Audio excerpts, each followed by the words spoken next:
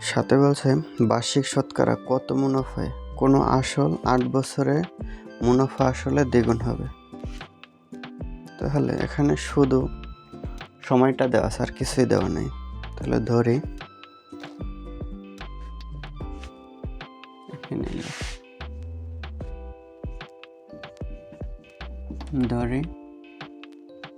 আসল 100 টাকা।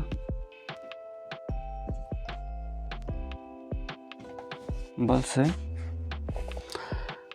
বার্ষিক শতকরা কত মুনাফায় কোনো আসল 8 বছরে মুনাফা আসলে দ্বিগুণ হবে। তার মানে মুনাফা আসল এ হয় দ্বিগুণ হবে, তার মানে 100 হবে 2 গুণ 100 200 টাকা হয়। তাহলে আয়ের মানটা হয় 200 বিয়োগ 100 সমান 100 টাকা। তাহলে আয়ের মান পেলাম, এনের মান দেওয়া আছে, এনের মান সমান 8 বছর।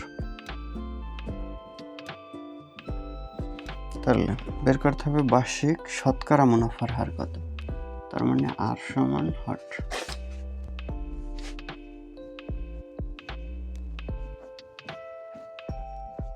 আমরা জানি আই সমান PRN বা আর সমান I/PN।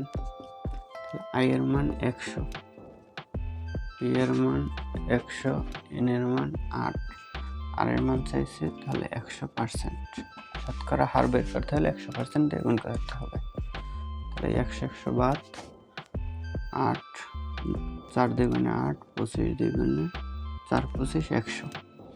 তাহলে 25কে আবার 2 ভাগ করলে হয় 12.5। লিখে করি, একবার যায় মানে 12 দ্বিগুণে হয় 24 থাকে 1, তাহলে 2 এর 1%। তার মানে 12 সমস্ত 2 এর 1%। তাহলে অতএব মুনাফার হার